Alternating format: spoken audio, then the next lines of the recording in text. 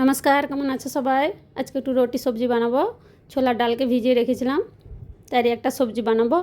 আমাদের ঘরেতে ও একটি দিয়ে কিছু খেতেই পছন্দ করে। খুব বেশি সবজি রান্না করলে বলবো টেস্ট পায় না। তো ভিডিওটা ভালো লাগলে প্রথম দিক থেকে লাস্ট অবধি দেখার অনুরোধ রইল।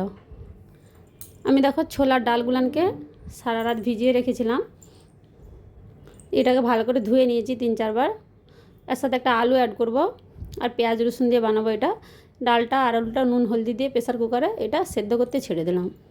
এটা যতক্ষণ সেদ্ধ হচ্ছে আমি পেঁয়াজ টমাটোর রসুনগুলানকে এগুলো একদম ছোটো ছোটো করে কেটে নেব।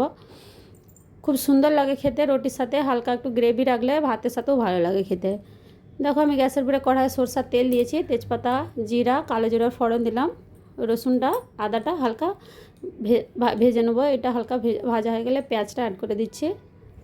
পেঁয়াজটা খুব বেশি ভাজা করবো না, পেঁয়াজটা একটু হালকা ভেজে নেওয়ার পরে তারপরে আমি টমেটোটা অ্যাড করেছি। 2টা কাঁচা লঙ্কা দিলাম, ঘরেলু যে সকল স্পাইসি মশলা হলদি গুঁড়া ঝাল লঙ্কার গুঁড়া জিরা ধনিয়ার পাউডার কসুরি মেথি গরম মশলা দিয়ে একটু জল দিয়ে মশলাটাকে কিছুক্ষণ কষিয়ে নেবো। স্বাদ অনুসার নুন দিয়ে দিচ্ছি। দেখো মশলাটা কষানো হয়ে গেছে, ডালটাও আমার এরকম ধরনের সেদ্ধ হয়ে গেছে, হালকা গোটা গোটা থাকবে, খুব বেশি গলানোর নেই।